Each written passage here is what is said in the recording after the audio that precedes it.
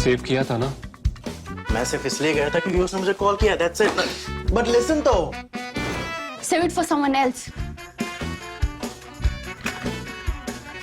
जिंदगी में सेव करना जरूरी है, मगर जब बात पैसों की हो, सिर्फ सेविंग से काम नहीं चलेगा। इक्विटी म्यूचुअल फंड्स में इन्वेस्ट कीजिए और अपने सेविंग्स को आगे बढ़ने का मौका दीजिए। Mutual fund investments are subject to market risks. Read all scheme-related documents carefully.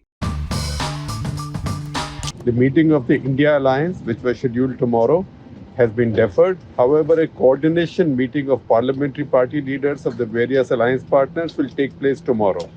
Obviously, Congress has been licking its wounds since assembly elections, and also members of this alliance, while there were expectations that they will together 27 or 28 members, depending on how you list them, of this alliance, they thought that they will be able to put up a credible front before the BJP. They will now be stock taking and also picking up the pieces. Now, if you look at the alliance, the state of the alliance, the what is common between them, what are the contradictions and what are the issues. It's time also for us to look at their challenges and things that make this a very unlikely alliance and the challenges that lie ahead. Now, we are not saying that this alliance is not going to work. That's not how Cut The Clutter works. For that, you read national interest. I might also give you a list of 5 reasons why this alliance might work, because there is no such thing as black and white in politics, or black or white in politics. We have to look at everything. So today, let me look at the 5 big challenges before this alliance. I will just list them and then we'll go over each one of them in a little bit of detail. So the first one is conflicting interests among the partners. Number 2, who will cede space to the other? Number 3, Modi versus who? Who will the alliance put up as its leader to challenge Narendra Modi? Number 4, what about ideological contradictions between alliance members? Because they might be opposed to the BJP, that unites them. But what are the ideological contradictions between them, or at least some of them? And 5, most importantly, in fact, this list of 5 is not any order of importance or precedence. This is a random list. 5th point is transferability of votes. So it's one thing to have an alliance, but can you get your voters to transfer their vote to somebody else? Can A tell its voters that, listen, I'm not in the contest, but please on my behalf give your vote to B because B is my friend? Does that happen? So these 5 questions, as I listed for you, they are also running on your screen as I'm talking. Now I will go through each one in just a little bit of detail, all of it done with the help of our political editor, DK Singh. So first, conflicting interests. Conflicting interests come in because too many of these parties, too many of the key parties are trying to grow at the cost of each other. If you look at the starkest examples, the starkest example is Congress party and AAP. AAP has grown everywhere by vacuum cleaning the Congress party's vote. In Punjab, it has taken the Congress party's vote and come to power. In Delhi, it took almost all of the Congress party's vote and swept through power. It took some of the BJP's vote also, and some of the vote that was in the middle, that wasn't committed to either party, which Sheila Dikshit's Congress used to get earlier.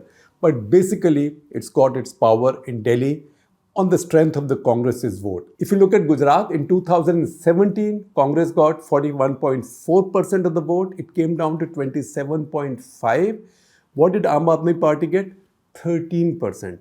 At 13 to 27.5, you almost get close to what the Congress had the last time. So it's evident that the vote the Aam Aadmi Party got was from the Congress party. So a lot of at least 1/3 of the anti-Modi vote that Congress party was getting shifted to Aam Aadmi Party instead. Narendra Modi and BJP did not lose any vote. If anything, their vote percentage went up by 6 percentage points from 46 to 52. Now, it also follows that if Congress party has to recover its ground in Punjab, in Delhi, also in Gujarat, and further protect its turf, say in Haryana, then its interests run contrary with that of Aam Aadmi Party. So how do they work together in an alliance? Now move away from Delhi and North India. Go to Kerala. Go deep south. In Kerala, left and the Congress are again key members of this alliance. India alliance, but the left and the Congress are in contest with each other in Kerala. The entire Kerala politics is UDF versus LDF. LDF left obviously by the left parties, and UDF led by the Congress party. So again, you are such adversaries. You are sharply polarized adversaries in Kerala. So how can you work together in other states in alliance? Because that is where, again, conflicting interests come in.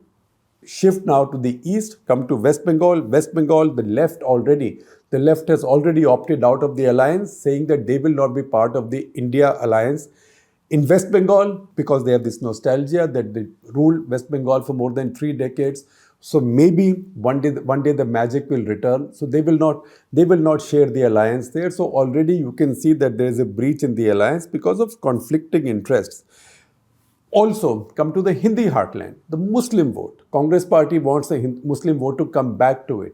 Will Samajwadi Party not worry about it? Will they be okay letting Congress Party take some of their Muslim vote? You can also say that there will be some tension between RJD and the Congress Party in Bihar as well, because both of them woo the Muslim vote and both of them think that Muslims voting against the BJP will vote for either of them. So once again there will be tension, and we saw that tension in the last assembly election also, where in the negotiation Congress Party ended up taking too many seats from RJD and did very poorly. In fact, if Congress Party instead of about 70 had taken maybe 40 seats where it was stronger, then maybe in the overall numbers, their alliance with RJD would have beaten the JDU-BJP alliance anyway, because that was a very, very close election. So these are the conflicting interests that alliance partners have to deal with. The next point follows from the first. With so many contradictions and so many conflicting interests, who will cede space to the other? Now, Congress, for example, had 8 MPs from Punjab. One of them passed away, so it had 7 MPs from Punjab.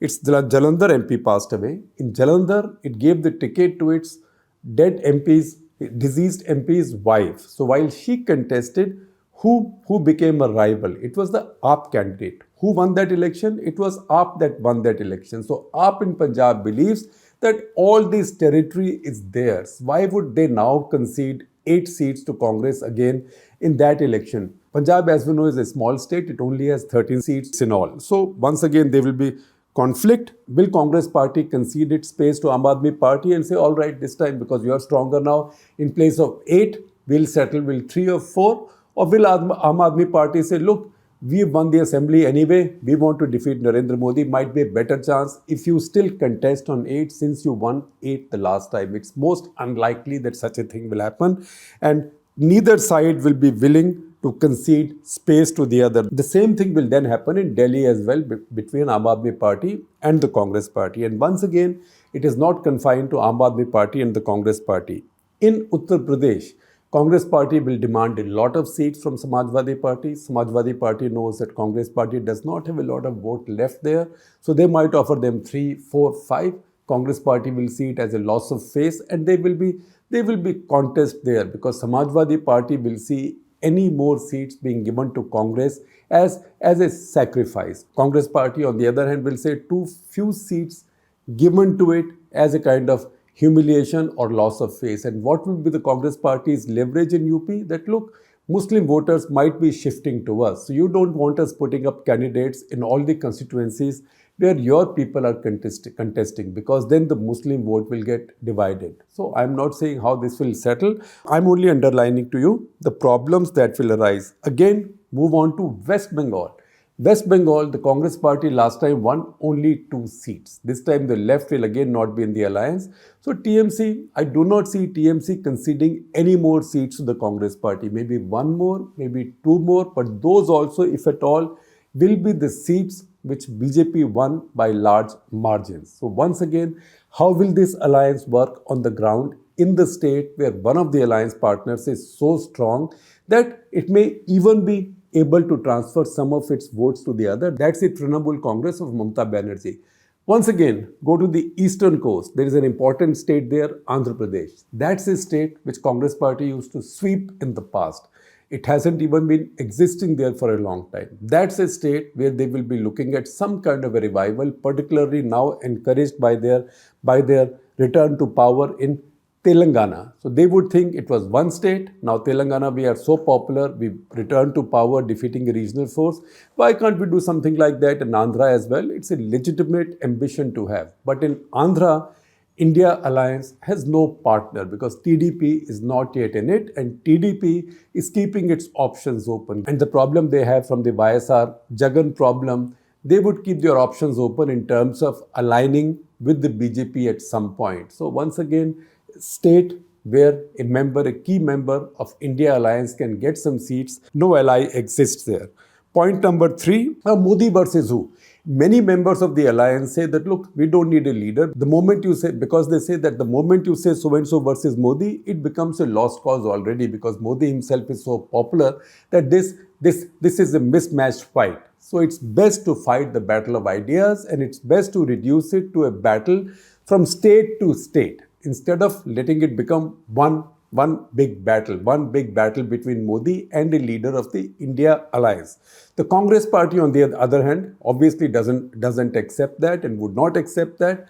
The minimum they would want is that Congress party should be leading this challenge. And if the Congress party is leading this challenge, then Congress party's main campaigner, which will be Rahul Gandhi, will be seen as that challenger, and that will then become a kind of Modi versus Rahul Gandhi. It can be Modi versus Mallikarjun Kharge or anybody, that kind of a race. Once again, it will be an issue between alliance partners and the Congress party, and there are alliance partners who think they have a better chance of being able to challenge Modi. They think that they can campaign as hard as Modi, they are as smart as Modi, or at least some of them will think that they also have the kind of smarts that Narendra Modi, Amit Shah and the BJP have. Particularly take note of Mamata Banerjee and Arvind Kejriwal. Mamata Banerjee's party spokesman Kunal Ghosh and also General Secretary of TMC, he in fact issued a statement. He said that TMC should be leading this alliance. He said that all other alliance partners in India have only succeeded by replicating Mamata Banerjee's policies. That's why TMC needs to be in the leadership. And he also says that in the 3 states, it was more a failure of the Congress party than a success of the BJP. India Alliance needs an experienced leader in the front. TMC is the party to lead it. What that implies is translated in political terms, what that implies is that Mamata Banerjee should be leading the fight against the BJP. Aam Aadmi Party also has not yet made such a claim, but Aam Aadmi Party spokesperson Jasmine Shah also wrote a tweet, and you will see it on your screens, which claimed that Aam Aadmi Party is now the second biggest party in northern India because they rule in 2 states. Now the Congress might contest it by saying, count the number of our MLAs between Rajasthan, Madhya Pradesh, Chhattisgarh, Himachal Pradesh, Punjab, Haryana, so on and so forth. We have more MLAs than you, right? Those arguments can go on. But remember, once again, the important thing is, and this is an argument amongst 2 recent partners in a recent alliance which has not yet faced a challenge together. But the Congress may not be happy with it. They are a big party. They have 20% of the national vote, which is very loyal to them. So they might think that, look, there are 28 parties, but we have 20% of the national vote. That is almost more than the total vote of the other parties. So why should we not be in the lead? So that conflict will remain, and that will take some resolving. Number four, ideological contradictions, which is very important. Shiv Sena and Congress, for example. Congress NCP on the one hand, Shiv Sena on the other. Now they came together in an alliance of convenience, but Shiv Sena has not given up its ideology, nor have the Congress and NCP. Now, they have made compromises. They made those compromises that they could justify to their party people because they got power in return. But when they contest the election nationally, there will be many issues where there will be ideological contradictions between Congress, NCP on the one hand and Shiv Sena on the other. Then go up north, right up north, you come to Jammu and Kashmir, because Jammu and Kashmir also has a bunch of parliament seats. When elections take place there, and National Conference and PDP are members of this alliance, then the question of Article 370 and the status of Kashmir will come in. They will campaign demanding the restoration of Article 370. How will the Congress and other parties deal with it? And most importantly, how will the Shiv Sena deal with it? So there are many other ideological contradictions also. The left, for example, the left parties will have ideological contradictions with many parties. So there will be a bundle of these contradictions which this alliance and its leaders will have to deal with. Number 5, transferability of the vote. That's very, very significant and critical. What's the point of having an alliance if one can't transfer their vote to the other?